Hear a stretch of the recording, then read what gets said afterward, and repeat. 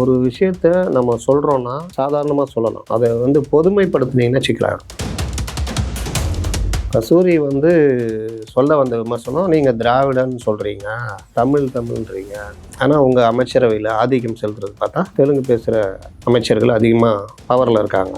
அப்புறம் என்ன நீங்கள் தமிழுக்கு மரியாதை கொடுக்குறன்ற மாதிரி அர்த்தம். ஆனால் அவங்க நம்ம வார்த்தைக்கு நம்ம தான் பொறுப்பேற்றுக்க முடியும். அப்போ நான் இந்த அர்த்தத்தில் சொல்லனா அதுக்கு இந்த அர்த்தமும் பிறப்பிக்கலாம் அப்படின்னு வரும்னா அந்த வார்த்தையை பார்த்து யூஸ் பண்ணலாம். வீட்டில் எப்படி ஒருத்தர் தலைமறைவாக இருக்கும், இல்லை நண்பர் வீட்டில் தலைமறைவாக இருந்தாலும் ஓகே, அது ஒரு பத்திரிகையாளர் கூட போட்டிருந்தார், இது என்ன இவ்வளோ காமெடியாக இருக்குது இந்த மாதிரி. அந்த சட்டப்பிரிவு ஜாமீனா பெயிலபிள் ஆர் நான் பெயிலபிள் அப்படி தான் நீதிமன்றம் பார்ப்போம். நான் பெயிலபிள் செக்ஷன் அதிகமாக போட்டிருக்காங்க. அப்படி இருக்கும்போது ஜாமீன் கொடுக்க மாட்டாங்க.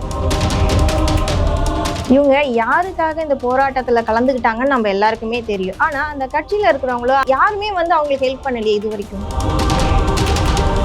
மைக்கில் பேசும்பொழுது இந்த அரசுக்கு எதிராக அவங்க பேசிக்கிட்டு இருக்காங்கன்றதை மறந்துட்டாங்க. மற்ற டைமாக இருந்தால் கூட அது இதை விட அதிகமாக பேசினவங்களாம் சாதாரணமாக வளர்த்திக்கிட்டு இருக்கிறாங்க, பேசிக்கிட்டு இருக்கிறாங்க. சரி ரைட்டு, சட்டப்படி நடவடிக்கை எடுத்துட்டீங்க, ரைட்டு. சமூக வலைதளத்துலையும் அவங்களை கேவலப்படுத்துறீங்க. பேப்பர்ல கூட ஹெட்லைன்ஸ் என்ன போட்டிருக்காங்க, ஆபாச நடிகை இரவில் கைதானார் அப்படிங்கிற மாதிரி. சீன் போட்டால் மட்டும் அந்த வார்த்தை கெட்ட வார்த்தை நமக்கு தெரியாதா? அப்போ அந்த வார்த்தையை பகிரங்கமாக யூஸ் பண்ணுறது. கஸ்தூரியை ஒரு வழக்கறிஞர் நம்ம எல்லாருக்குமே தெரியும். இப்போ அவங்களுக்கு தெரியும்ல, நான் இந்த இடத்துல இப்படி பேசியிருக்கேன், இதை பேஸ் பண்ணி தான் எனக்கு என் மேலே கேஸ் போடுவாங்கன்னு அவங்களுக்கு தெரிஞ்சிருக்கும். அதாங்க சொல்கிறாங்க. அரெஸ்ட் பண்ணிட்டாங்க, இப்போ ஜாமீனில் வந்தாங்களா, அது அப்படியே இருக்கும், அவ்வளோதான். சார்ஜ் ஷீட்லாம் போட மாட்டாங்க. ஏன்னா எத்தனை வழக்குகளை சார்ஜ் ஷீட் போட்டிருக்காங்க அப்படிலாம் கிடையாது. இது அப்படியே போகும். தேவை ஏற்பட்டால் சார்ஜ் ஷீட்டும் போட்டு ஸ்பீடப் பண்ணாலும் பண்ணுவாங்க.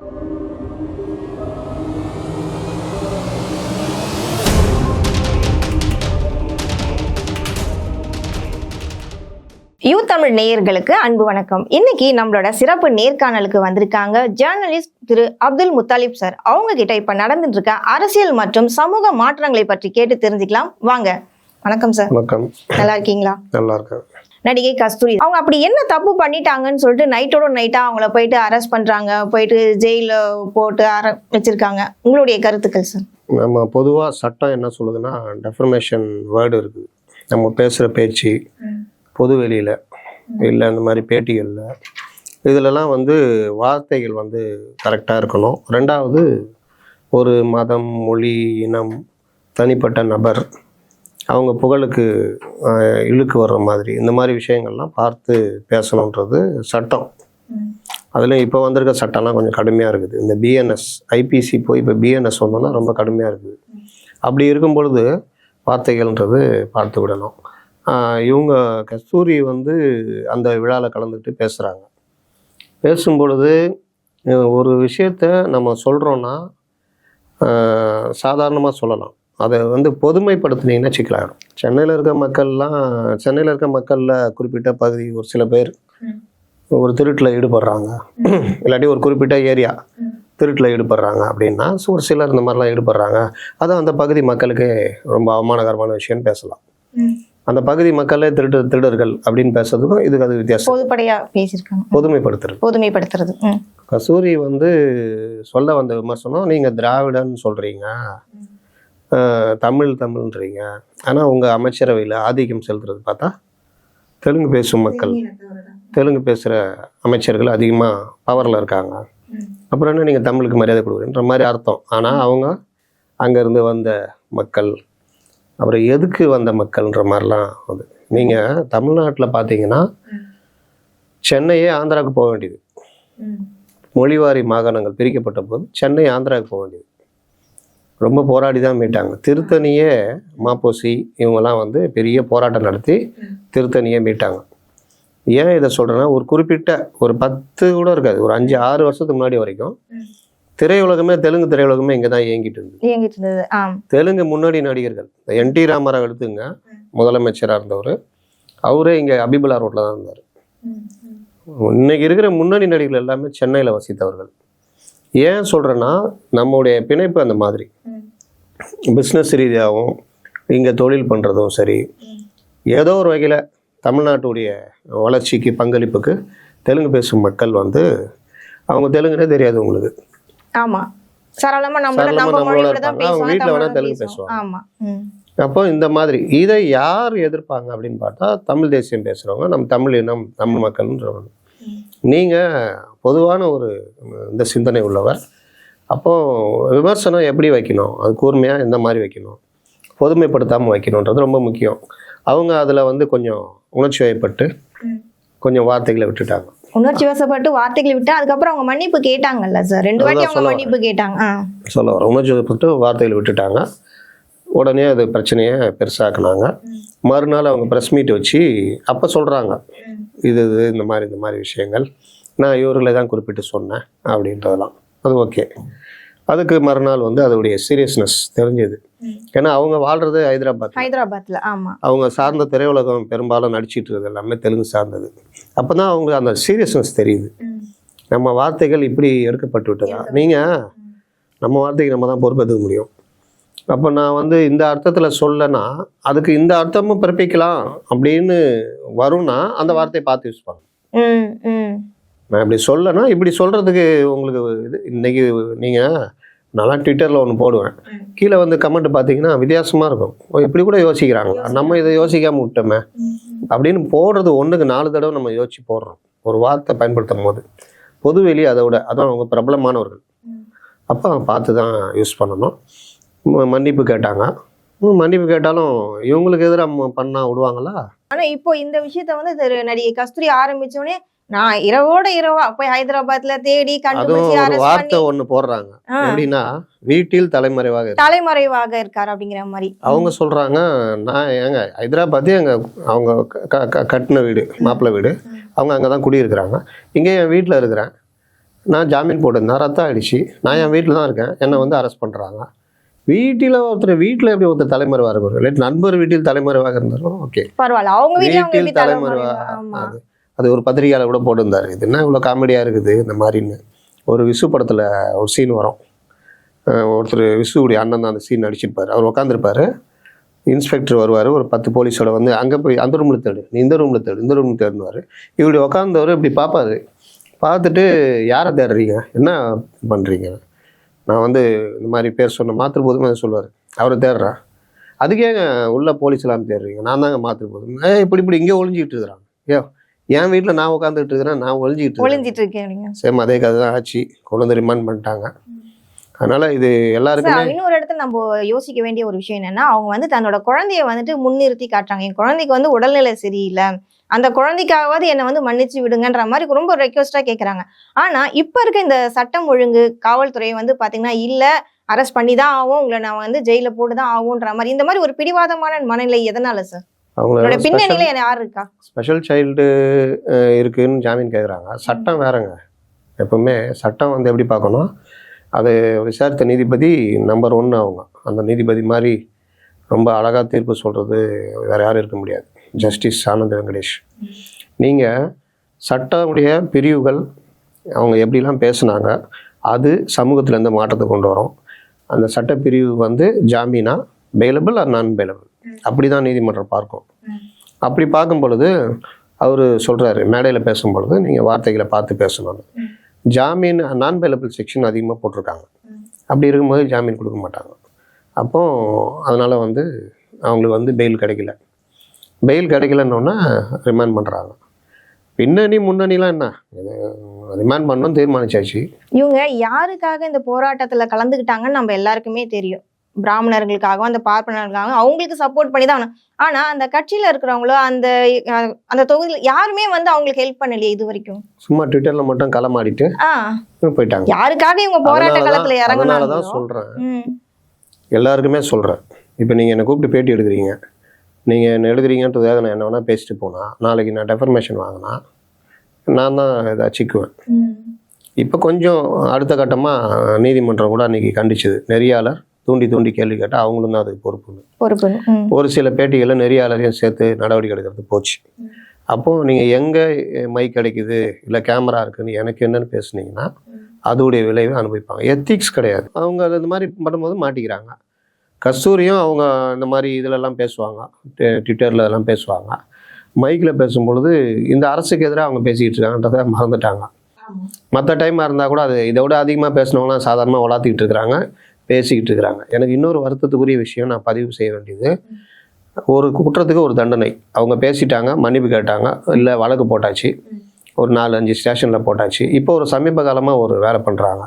ஒரே குற்றத்துக்கு 10 ஸ்டேஷனில் போடுறது. இது குஷ்புக்கு ஆரம்பிச்சது. திருமாவளவன் வந்து இது இவங்க விடுதலை சிறுத்தைகள் இந்த மாதிரி பண்ணாங்க, குஷ்புக்கு எதிராக போட்டாங்க. ராகுல் காந்திக்கு நடந்தது, உதயநிதிக்கு நடந்தது, சனாதன எதிர்ப்புன்னு ஒவ்வொரு மாநிலத்தையும் போட்டாங்க. இன்னும் பல பேருக்கு நடந்திருக்கு. இதில் வந்து இந்த மாதிரி போடுற நடைமுறைன்றது வேண்டுமென்றே அலைக்கழிப்பதாக விஷயம். ஒவ்வொரு ஸ்டேஷனுக்கும் போனோம், அந்த ஸ்டேஷனில் வந்து கஸ்டடி எடுப்பாங்க. அந்த மாதிரி இப்போ கஸ்தூரிக்கும் நடக்குது. சரி, ரைட்டு, சட்டப்படி நடவடிக்கை எடுத்துட்டீங்க, ரைட்டு. சமூக வலைதளத்துலையும் அவங்களை கேவலப்படுத்துறீங்க. இன்று பார்த்தீர்களானால் இன்று புழல் சிறையில் அப்படின்னு ஒரு சினிமாவில் வந்து ஒரு ஐட்டம் பேப்பரில் கூட ஹெட்லைன்ஸ் என்ன போட்டிருக்காங்க, ஆபாச நடிகை இரவில் கைதானார் அப்படிங்கிற மாதிரி. அவங்க அந்த அளவுக்கு ஆபாச நடிகையா அவ்வளோ வலி குடும்ப பண்ணாம சில நிறைய படங்கள் அவங்க நடிச்சிருக்காங்க இல்லையா? உடனே அவங்கள ஏன் ஆபாசமா நெகட்டிவா ஏன் அவங்கள ப்ரொஜெக்ட் பண்ணணும்? பெண் என்றவுடன் அவரை வந்து இந்த மாதிரி உடனே அவமானப்படுத்துறதுன்னா இதுதான் கேரக்டர் அசாசினேஷன் தான். எல்லாருமே நடிக்கிறாங்க. நீங்கள் சொல்கிற முன்னணி நடிகைகள் கூட இன்னைக்கு ஐட்டம் சாங்லாம் ஆட ஆரம்பிச்சிட்டாங்க. வாய்ப்புக்காக என்ன வேணா பண்ணுறாங்க. முன்னெல்லாம் வந்து அதுக்கு தனி நடிகைகள் இருப்பாங்க, இப்போ முன்னணி நடிகைகளை ஆடுறாங்க. அவங்கள சிலாகிச்சு பேசிக்கிட்டு அவங்கள பேட்டி எடுக்கிறாங்க. எழுதுன அந்த நிறுவனத்துடைய சினிமா பக்கம் பார்த்தீங்கன்னா பல நடிகைகளை பேட்டி எடுத்துகிட்டு அது தனியாக சினிமா பக்கம் இருக்கும், அதுக்கு செய்தியாளர்லாம் இருப்பாங்க. இவங்கள வந்து குறிப்பிட்டு இந்த மாதிரி பண்ணுறதுன்றது நான் என்ன சொல்கிறேன்னா, இது தொடர்ச்சியாக அந்த மாதிரி நடக்குது. ஒரு ரோட்டில் ஒருத்தர் சண்டை போடுவான் போலீஸ் கூட, அவனை வீடியோ எடுப்பாங்க. அப்புறம் அரசு ஊழியரை பணி செய்ய விடாமல் தடுத்தாருன்னு நடவடிக்கை எடுப்பாங்க. ஆனால் நடவடிக்கை எடுக்கிறாங்கல்ல, ஒரு குற்றத்துக்கு ஒரு தண்டனை தானே, அந்த வீடியோவை மீடியாக்களில் கொடுப்பாங்க. உடனே அதை போடுவாங்க. சமீபத்தில் கூட அந்த மெரினாவில் வந்து ஒரு ஜோடி போலீஸ் கூட சண்டை போட்டுச்சு. அவன் மது போதையில் செஞ்சிட்டான், தப்பு தான். அதுக்குரிய தண்டனை 4-5 செக்ஷன், நான் பெயிலபிள் செக்ஷனு, காரை கொண்டு வந்து மோதிர மாதிரி வருவான், அதுக்கு கொலை முயற்சி, அதெல்லாம் கரெக்டு. சட்ட ரீதியாக நடவடிக்கை எடுத்தீங்க, ரிமாண்ட் பண்ணிட்டீங்க. வீடியோ எதுக்கு வர்றீங்க? வீடியோ எதுக்கு எடுக்கிறீங்க? நாளைக்கு கோர்ட்டில் சார் நான் அப்படி செய்யலைன்னா, சார் பாருங்கள், காமிக்கிறதுக்கு ஒரு சாட்சி எடுக்கிறீங்க. ஒரு குற்றத்துக்கு ஒரு தண்டனை, ரிமாண்ட் பண்ணிட்டீங்க, அதை எடுத்து வெளியே விட்றீங்க. உங்களுக்கு யார் அந்த ரைட்ஸ் கொடுத்தது? சட்டப்படியே தப்பு, ஒருவருடைய ப்ரைவசியை இது பண்ணுறது. ஆனால் அது நடக்குது. மீடியாக்கள் என்ன பண்ணுறாங்க, அதை எடுத்து போட்டு சமீபத்தில் ஒரு பாரில் நைட்டு லேட்டாக மூடுறாங்க, அந்த பாருன்னு ஒரு புகார் வந்தது. அப்போ போய் மீடியாக்கள் அங்கே எடுக்கிறாங்க. பாரை விட்டு பெண்கள் ஆண்கள் எல்லாம் வெளியில் வர்றாங்க. இவங்க அந்த பெண்களை துரத்தி போய் எடுத்தாங்க. பார்த்தீங்களா? என் பாருக்கு பெண்கள் வரக்கூடாதா? பகாடி கேர்ள்ஸ் இந்த மாதிரிலாம் தலை போட்டாங்க. பாருக்கு நீ நைட்டு 12 மணி 1 மணி திறந்து வைக்கிறேன்னா, பார் உரிமையாளர் மேலே நீங்கள் ஒரு விஷுவல் எடுத்து இந்த மாதிரி 11 மணி 1 மணி வரைக்கும் பண்ணுறாங்க அப்படின்னு சம்மந்தப்பட்ட ஸ்டேஷனு இன்ஸ்பெக்டரையோ உதவி ஆணையரையோ துணை ஆணையரையோ ஒரு வெர்ஷன் கேட்டு செய்தி போட்டிங்கன்னா அந்த பாரை 11 மணி மூட வைக்க போகிறாங்க. அவ்வளோதானே? பாரு நீ 1 மணி திறந்தனால தான் வர்றாங்க ஜனங்க. வந்தவங்க எப்படி குற்றவாளி ஆவாங்க? அந்த பெண்களை அவ்வளோ துரத்தி எடுத்தாங்க. அப்புறம்தா அப்போ அந்த பாருக்கு வந்த பெண்கள் எல்லாம் மோசமானவன்ற மாதிரி சித்தரிப்பை தானே பண்ணாங்க. இதுக்கு யார் ரைட்ஸ் கொடுத்தது? ஆனால் அதை பற்றி யாருமே கேட்கல. ஊடகங்கள் இந்த மாதிரி அத்துமீறல் பண்ணுறத யாரும் கேட்குறதில்ல. ஊடகத்தில் உக்காந்துக்கிட்டு இந்த பார்வை உள்ள ஆட்கள் சப் எடிட்டர்ஸாக சீனியர் சப் எடிட்டர்ஸ் க்ரைம்னு உட்காந்துக்கிட்டு போட்டுக்கிட்டு இருக்கிறாங்க. இதை எல்லாமே வந்து சரி பண்ணணும். இவங்க மேலே நடவடிக்கை வரணும். ஆனால் இவங்க தப்பிக்கிறாங்க. கல்யாண வீட்டில் மாப்பிள்ளை பொண்ணு சண்டைனா, சம்மந்தி வீட்டு சண்டைனா அது ஒரு செய்தி ஆக்குறது. இல்லை, நீங்கள் நெகட்டிவாகவே பார்க்குறீங்க, ஒரு விதத்தில் நல்லதாகவும் பாருங்களேன். இப்போ பார்க்குறேன், சொல்லுங்கள். அதான் எப்படி சொல்லுங்கள், நான் பார்க்குறேன். இந்த மீடியாவில் தான் நிறைய விஷயங்கள் வந்து மக்கள் கிட்ட நேரடியாக போய் சேருது இல்லைங்களா? இப்போ சில விஷயங்கள்லாம் வந்து அப்போல்லாம் நமக்கு எதுவுமே தெரியாது. இப்போ இந்த யூடியூபாக இருக்கட்டும் சரி, மொபைலாக எதுவுமே வந்து மக்களுக்கு சோஷியல் மீடியான்றது ரொம்ப ரீச் ஆகாத டைமில் நிறைய விஷயங்கள் மக்களுக்கு தெரியாமல் இருந்தது. ஆனால் இப்போ வந்து பார்த்தீங்கன்னா எந்த விஷயம் நடந்தாலும் இமீடியட்டாக மக்களுக்கு தெரிய வருது. ஸோ ஒரு அவேர்னஸும் மக்களுக்கு கிடைக்கிறது இல்லைங்களா? தெரிய வேண்டிய விஷயம் தெரியட்டும். ரோடு வெளியே போங்க, இப்படி போய் எல்லா ரோடும் போங்க. எவ்வளோ பள்ளமேடு இருக்குது? பள்ளமேட்டில் உளுந்து வர்றவங்க எவ்வளோ பேர்? யாராவது மீடியா எடுத்து போடுறாங்களா? ஸோ இப்போ இவங்க கைது பண்ணதை வந்து காட்டினது நல்லதா தவறுன்னு சொல்ல வரீங்களா? கைது பண்ணி கூட்டு வராங்க, அதை எடுத்து காட்சிப்படுத்துகிறாங்க, ரைட்டு, அது ஒரு கைது சம்பவம். ஆனால் ஆபாச நடிகைன்னு போடுறது, அதற்கு பிறகு அவங்கள பற்றி அவங்கள தான் சொல்கிறோன்னு போடுற மாதிரி சில வார்த்தைகளை பயன்படுத்துறது. சீன் போட்டால் மட்டும் அந்த வார்த்தை கெட்ட வார்த்தை நமக்கு தெரியாதா? அப்போ அந்த வார்த்தையை பகிரங்கமாக யூஸ் பண்ணுறது. அப்புறம் இன்றைக்கி புழல் சிறைகள்னு ஒரு குத்தாட்டம் போடுற காட்சியை போட்டு பதிவிடுறது. இது எல்லாம் ஒரு பெண்மையை, ஒரு தனிப்பட்ட நபரை அவமானப்படுத்துகிற விஷயம் தானே. அதுக்கு யார் தண்டனை கொடுப்பா? அதை யார் அனுமதிக்கிறது? ரெண்டாவது, இந்த மாதிரி விஷயங்களில் வந்து தேவையற்ற ஒரு ஒரு நபரை வந்து அவமானப்படுத்துற விதமாக எடுத்து போடுறதுன்றதெல்லாம் வந்து அனுமதிக்க முடியாது. ஒரு பாலியல் பலாத்காரத்தில் பாதிக்கப்பட்ட ஒரு சிறுமி இல்லை ஒரு பெண் அவங்கள வந்து காட்டவே கூடாதுன்றது சுப்ரீம் கோர்ட் ஆர்டர். ஆனால் பல இடங்களில் அவங்களை அடையாளப்படுத்துகிற வேலை நடக்குது. அடையாளப்படுத்துவது என்பது என்னென்னா, ஒரு சிறுமி பாதிக்கப்பட்டிருக்காங்கன்னா நாங்கள் தான் சிறுமி பேரையே சொல்லியே, சிறுமியே காட்டலைன்னா அவங்க அம்மா அப்பாவை காட்டுறது, இல்லை இந்த ஸ்கூலில் படித்தான்னு சொல்கிறது, இல்லை இந்த ஏரியாவில் இந்த வீட்டில் இதெல்லாம் பண்ணவே கூடாதுன்னு சுப்ரீம் கோர்ட் ஆர்டர் புரியுதா? அந்த எத்திக்ஸ் அது இல்லைன்ற. அப்போ எதை காட்ட வேண்டும், காட்சிகள் எதை இது பண்ணுறது தெளிவாக சட்டத்திட்டங்கள்லாம் இருக்குது. இதெல்லாம் தெரிஞ்சால் தானே. எடிட்டராக இருக்கிறதுக்கும் தெரியாது. அவர் எங்கேயாவது ஆங்கராக உட்காந்துருப்பார், கொஞ்ச நாள் அவர் எடிட்டர் ஆகிடுவார். அப்புறம் அங்கே பார்ப்பார், அதில் நல்லா போகுது பேஜ் வியூ, அவர் வந்து திட்டினார்னா 1 லட்சம் போகுது. அப்போ கூப்பிட்டு வந்து நம்மகிட்ட ஒரு திட்ட விடு, இங்கே ஒரு 75,000 போகும். இதை ஒருத்தர் பார்ப்பார், அங்கே கூப்பிட்டு அதை திட்ட விடு. என்கிட்ட ஒருத்தர் வந்து கேட்குறாரு, சார் தொப்புள் கொடி அறுத்தார்ல அதை பற்றி பேசலாமான்னு. அதை பற்றி நான் ஏன் பேசணும்னு கேட்டேன். அதை பற்றி நான் ஏன் பேசணும்? அவர் அறுத்து அவர் சிக்கிறாரு, போலீஸ் விவகாரமாகுது, சட்ட பிரச்சனையாக மாறுதுன்னா பேசலாம். இவர் அறுக்கிறது, இவர் யார், இதை பற்றிலாம் பேசுறதுக்கு நாட்டில் 1000 விஷயங்கள் இருக்குது, பொலிட்டிக்கலாக இருக்குது, எவ்வளோ விஷயங்கள் இருக்குது. அதனால் நம்ம பேசுறது கொஞ்சமாவது ஜனங்களுக்கு ஓரளவுக்கு இல்லை மீடியாவில் இருக்கிறவங்களுக்கே கொஞ்சம் ஒரு எத்திக்ஸை கொடுத்ததுன்னா அதுதான் உண்மையிலே இதுன்னு நினைக்கிறேன் சார். ஆஸ் ஏ ஜேர்னலிஸ்டாக உங்ககிட்ட இப்போ கேட்குறேன். இப்போ கஸ்தூரியை வந்து கைது நடவடிக்கை பண்ணிட்டாங்க, 4 பிரிவின் கீழே வழக்கு போட்டு அவங்கள சிறையில் அடைச்சிடும். இந்த கேஸோட அடுத்த கட்ட நடவடிக்கை என்னவா இருக்கும் சார்? நடவடிக்கை எதை நோக்கி போயின்னு இருக்கும்னு நினைக்கிறீங்க? ஆக்சுவலாக இது வந்து இந்த மாதிரி பேசுறதுலாம் பெரும்பாலும் அரெஸ்ட் பண்ண மாட்டாங்க. சரி, அரெஸ்ட் பண்ணிட்டாங்க. இதுல ஏதாவது வேற ஏதாவது உள்நோக்கம் இருக்கும்னு நினைக்கிறீங்களா?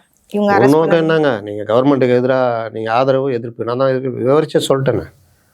பெண் நடிகைகளை பற்றி ரொம்ப கேவலமாக பேசினவங்க கூட அரெஸ்ட் பண்ணுற அளவுக்கு செக்ஷன் போட்டோம். ஒரு சின்ன இது கூட கிடையாது. அவங்க ஏன் முன்ஜாமீன் வாங்கலை? இவங்க முன்ஜாமீன் வாங்கினதுனால, முன்ஜாமீன் கேட்டதுனால, ரத்து பண்ணதுனால அரெஸ்ட் பண்ணாங்கன்னா கூட சில பேர் வாதம் வைக்கிறாங்க. அவங்களுக்கு தைரியம், நம்மளை யாரும் அரெஸ்ட் பண்ண மாட்டாங்க, நம்ம ஆதரவாக இருக்கிறவங்க. ஆனால் ஒரு விதத்தில் நம்ம யோசிக்க வேண்டிய விஷயம் என்னன்னா, இப்போ அவங்களும் ஒரு வழக்கறிஞர் தானே. கஸ்தூரியை வந்து ஒரு வழக்கறிஞர் நம்ம எல்லாருக்குமே தெரியும். இப்போ அவங்களுக்கு தெரியும்ல, நான் இந்த இடத்துல இப்படி பேசியிருக்கேன், இதை பேஸ் பண்ணி தான் எனக்கு என் மேலே கேஸ் போடுவாங்கன்னு அவங்களுக்கு தெரிஞ்சிருக்கும். அதாங்க சொல்கிறேன், உணர்ச்சி வயப்பட்டு பேசுறது. அதாவது நான் முதல்ல சொன்னேன், ஒரு மைக்கோ ஒரு வீடியோ ஏதோ ஒன்று நம்ம பேசுகின்ற வார்த்தைகள் எந்த பின்விளைவை ஏற்படுத்தும், நாம் ஒரு விஷயத்தை எப்படி பேசுகிறோம், சாதாரணமாக குறிப்பிட வேண்டிய விஷயத்தை ஒரு பொதுமைப்படுத்தாமல் பேசுனதுனா அது எவ்வளோ பெரிய தாக்கத்தை சட்டம் எப்படி பார்க்குதுன்னா, இந்த பேச்சு பொதுவெளியில் இரு சமூகத்தினுடைய கலவரத்தை தூண்டுற மாதிரி இருக்கா, இல்லை ஒரு குறிப்பிட்ட சமூகத்தை அவமானப்படுத்துகிற மாதிரி இருக்கா, அந்த அவமானப்படுத்துறது மூலியமாக ஏதாவது பிரச்சனை, சட்ட பிரச்சனை இவங்க பேசுறதுனால உருவாகுதா, இப்படிலாம் பார்த்தா அந்த வழக்குகள் பாயும். அதை வச்சு தான் செக்ஷன் போடுவாங்க. இப்போ நீங்கள் கேட்ட மாதிரி அவங்களை அரெஸ்ட் பண்ணிட்டாங்க, ரிமாண்ட் பண்ணிட்டாங்க. அடுத்து இவங்க அதே கோர்ட்டில் ஜாமீன் கேட்பாங்க. நான் பெயிலபிள் செக்ஷன்றதுனால கவர்மெண்ட்டை வந்து ஏதாவது இது கேட்பாங்க, அப்ஜெக்ஷன் பண்ணுவாங்க. ஜாமீன் ரிஜெக்ட் கூட ஆகலாம். இல்லை ஒரு நல்ல பெரிய வக்கீலை வச்சு இது பண்ணாங்கன்னா ஒருவேளை ஜாமீன் கிடைக்கலாம். அப்படி கிடைக்கலன்னா நீங்கள் முதன்மை அமர்வு நீதிமன்றத்தில் அடுத்து வருவாங்க, அங்கே ஜாமீன் போடும்போது கிடைச்சிரும். அதுக்கு பிறகு இந்த வழக்கு சார்ஜ் ஷீட், அந்த போலீஸ் சார்ஜ் ஷீட் போட்டு வழக்கு நடத்துவாங்க. இவங்க வாய்தாக ஆஜராகி அதுக்கான இது நடக்கும். பெரும்பாலும் இதெல்லாம் நடக்காது. அரெஸ்ட் பண்ணிட்டாங்க, இப்போ ஜாமீனில் வந்துட்டாங்களா, அது அப்படியே இருக்கும், அவ்வளோதான். சார்ஜ் ஷீட்லாம் போட மாட்டாங்க. ஏன்னா எத்தனை வழக்குகளை சார்ஜ் ஷீட் போட்டிருக்காங்க, அப்படிலாம் கிடையாது. இது அப்படியே போகும். தேவை ஏற்பட்டால் சார்ஜ் ஷீட்டும் போட்டு ஸ்பீடப் பண்ணாலும் பண்ணுவாங்க. நிறைய விஷயங்கள் மக்களுக்கு தெளிவுபடுற மாதிரி சொல்லியிருக்கீங்க. தொடர்ந்து பேசுவோம். நன்றி சார். நன்றி.